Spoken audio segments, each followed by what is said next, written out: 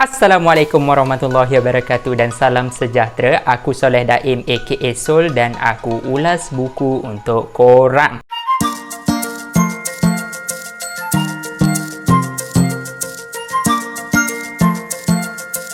Selamat datang ke video resensi buku yang terakhir dalam trilogi Dunia Tanpa Tembok karangan saudara Aiman Rashdan Wong di bawah rumah penerbitan The Patriot. Dalam video sebelum ni, dalam video DTT yang pertama, aku dah ulas dan cerita serba sedikit berkenaan penulis beserta dengan rumah penerbitan tersebut. Jadi dalam video kali ni aku akan terus kepada intipati buku ni. Persoalan pertama, buku ni pasal apa dan apa fokus buku ni?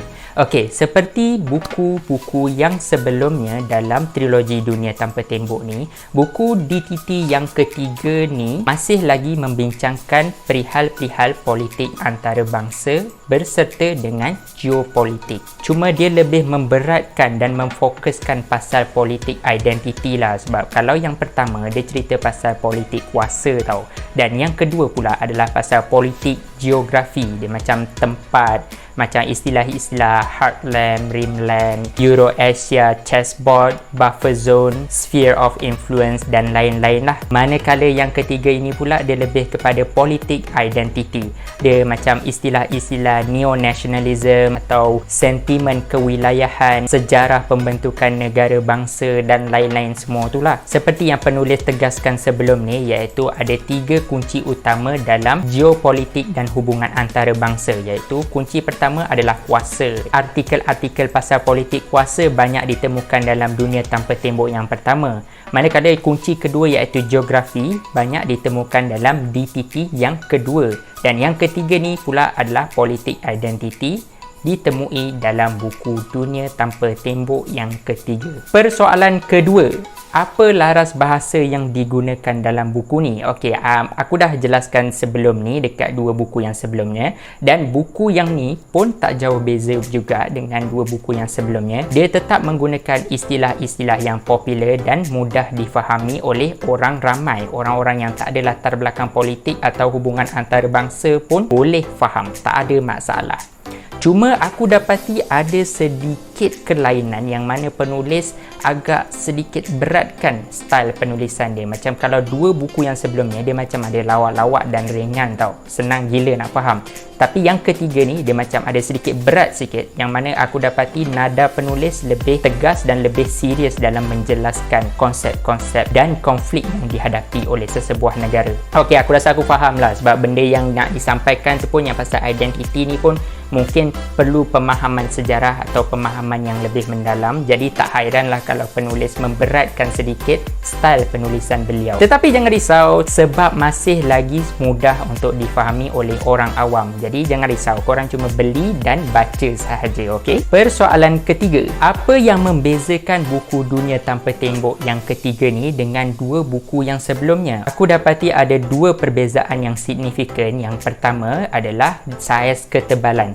Buku DTT ketiga ni sebenarnya jauh lebih tebal berbanding DTT pertama dengan DTT kedua. Yang mana DTT pertama dia ada lebih kurang dalam 230 lebih muka surat. Manakala yang kedua pula ada dalam lebih kurang 270 lebih halaman muka surat. Tetapi yang ketiga ini dia ada dalam 370 halaman muka surat. Ada lebih 100 lah macam tu. Jadi tu yang menyebabkan dia lebih tebal berbanding 2 buku yang sebelumnya. Perbezaan yang kedua, aku dapati yang dalam DTT yang ketiga ni penulis lebih menjurus kepada konflik sesebuah negara. Maksud aku, dia lebih spesifik, lebih khusus terhadap apa yang berlaku dalam sesebuah negara. Macam 2 buku yang sebelumnya banyaklah diceritakan pasal konsep dan ada juga dia cerita pasal negara-negara yang terlibat. Tetapi yang ketiga ni dia lebih kepada konflik yang dihadapi oleh sesebuah negara, dan kalau tak konflik pun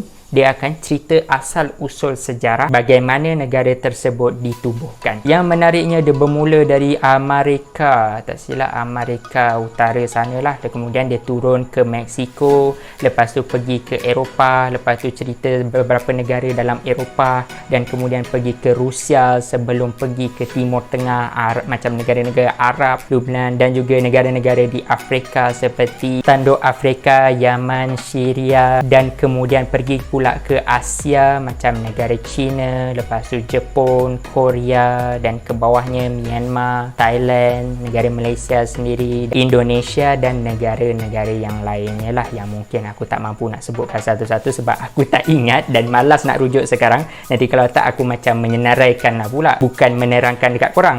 Persoalan yang keempat. Okey, sebenarnya yang keempat ni bukan persoalan tapi lebih kepada kesimpulan yang aku dapat buat secara peribadi alhasil daripada pembacaan aku terhadap buku ni. Kesimpulan yang aku boleh buat adalah sesebuah negara ni, tak kira lah apa-apa negara, dia boleh terkesan dengan konflik yang dihadapi oleh negara-negara lain. Macam contoh, masalah mungkin berlaku dekat negara A, tetapi masalah tersebut boleh merebak ke negara B ataupun memberi tekanan-tekanan tertentu dan masalah-masalah tertentu kepada negara B.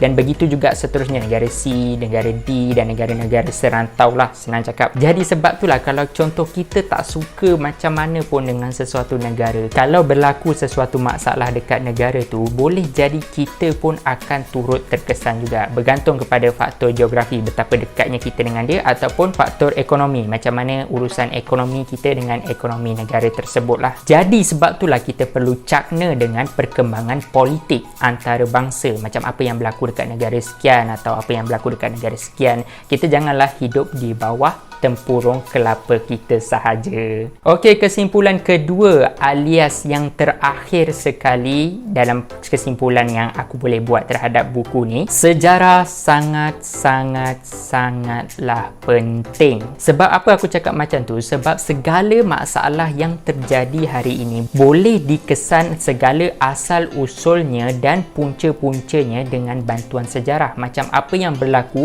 kadang-kadang konflik hari ini adalah disebabkan masalah yang timbul puluhan tahun yang lepas. Aku bagi contoh mudah lah, macam contoh kita individu, secara individu, bayangkan kita mula merokok hari ini, 20 tahun kemudian kita menghidapi masalah penyakit paru-paru, kita susah nak bernafas, hilang selera, cepat lelah dan sebagainya.